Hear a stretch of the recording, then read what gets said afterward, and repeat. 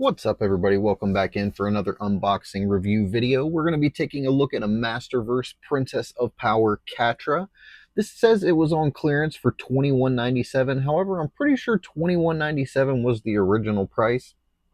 The sticker marked on here is something 17 of 2023. So this bad boy's been sitting in the box for a couple years, just waiting to get opened. She's been at the very back of my shelf, honestly, and I just am now getting to her. So I'm going to get her opened up so I can add her to my horde shelf. Maybe sometime I'll show you the horde shelf.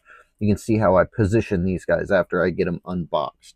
So here we've got some nice box art on the side of Catra. And then we've got some good artwork here on the back as well.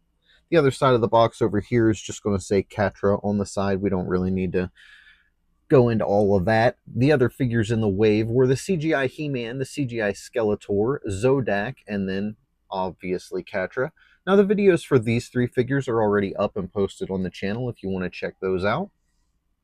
It says here, Catra, jealous beauty, the cruel, calculating force captain of the evil horde, holds her hatred for She-Ra close to her heart. Using her trademark Magicat mask, Catra is a dangerous nemesis for the Princess of Power. She can shapeshift into a powerful panther, blast freeze fire beams to encase her enemies in ice, or even teleport. Her greatest power, however, is her cat-like cunning. Cross her if you dare. And then really good artwork of Catra here on the back of the box. Whoever does this artwork is fantastic. For a long time, I used to save these boxes, and it just got to be too much, and just had to start pitching them. But here she is, final look at her in the box, and we're going to go ahead and get her pulled out and take a closer look.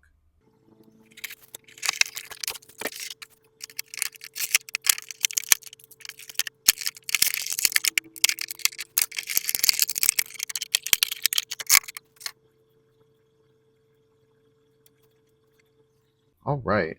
As far as her accessories, she does come with the shield with the big cat or panther face on the front of it, and it does look like it has like a fake diamond like gem encrusted in the top of it there.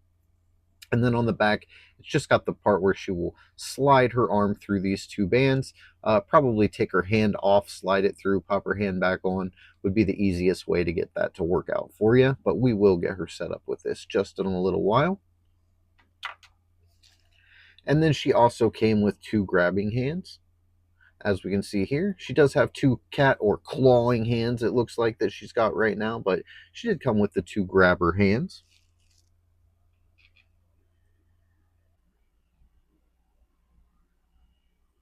And then she does have her staff or weapon. It did get kind of bent because of the way that it's in the packaging, the way that they fed it through there, but I'm sure that I could get it straightened out with minimal effort. But there's a better look at her weapon here. Just kind of like a green gem, or her staff, I don't know necessarily. If she uses it to do damage, it's a weapon, right? So there's that. And then here is Catra. So we'll go ahead and take a little bit closer look at her here, if we can get zoomed in better on her face. She can look to the left. She can look to the right. She can look down about that far, and she can look up about there. Not a whole lot. As far as this mask, let's see, it does pop off, and that's what she looks like with it off. She has two huge gouges in the side of her head. So I'd almost say that you probably want to leave the mask on to avoid that. But if you just got her positioned up and you've slapped some paint in there, you might not be able to notice that if she's just on the shelf amongst some other figures. But I'm definitely going to keep the mask on her there. Definitely looks a lot better. As far as her arm, and then as you can see, I don't want to forget to show you, she does have the long hair, and it is kind of in a ponytail coming off the top of her head. You can see up under there. Does it sway? It does not really move back and forth either direction. And then she does have on a purple soft goods cape. Her arms will rotate pretty much. Will they go all the way around? We do have a bicep swivel that will travel all the way around. She does have double jointed pinless elbows. So it is being pretty tight, that back elbow, which sometimes they are. So you got to warm that up if you really want to get full extent or use out of those. I noticed on the female characters, at least for me, it is a lot harder to get the back joint to bend.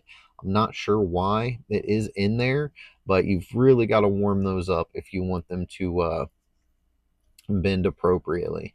As far as her upper articulation, she does have a abdominal crunch, so she can go back and forth side to side and spin about that far. Waist, she does have a waist articulation. She has a waist cut. It is up under this skirt though, so it will hide the way that looks if you do turn it, so that is always beneficial. She does have the standard thigh cut that we seem to get in all of the Masterverse figures. She's very tight, but again, she's been sitting in the box for a long time. The double jointed penless knees, and there it goes, bending all the way around. She does have the boot swivel there, and her boot can go up, down, and rock all around. So her feet are in really good shape. It's just her arms are a little bit stiff. Really cool figure though. I'm glad to finally get her out. I kept looking at my horde section, Hordak, and the section of my horde people, and I just added the horde trooper to that set, and I was like, well, I'm missing someone, and I couldn't figure out who it was. Here it is Catra. So I'm going to go ahead and get her shield and her weapon put up on her hand, and then we'll take a look at her like that, go over our final thoughts. So there she is with her shield and her scepter, weapon of choice there. Looking pretty good. I think I'm wanting to display her without this stuff. I like her with the cat claws up, or her hands up in the clawing type position. I feel like that's going to be the best way for me to display her, not only because she looks best that way, in my opinion, but also because it's going to be most beneficial for space saving on the shelf. The back of her dress, shoulderless, strapless there, and you can see the abdominal cut. So pretty cool figure. What do you guys think? Let me know down in the comments. How do you prefer her, with the shield and the scepter, or do you prefer her to be all stood up with her cat-like claws out? Because that's what I'm going to go with, I believe. I'm going to go with these secondary hands, or the primary hands that she came with, versus the secondary hands that we've got on her now, so that she's able to hold her equipment. And the shield, super tight fit getting that shield on, but I did manage to get it to work. I want to thank you guys again for checking out the video. Don't forget to tell someone you love them today. Have a blessed one, and I'll see you next time.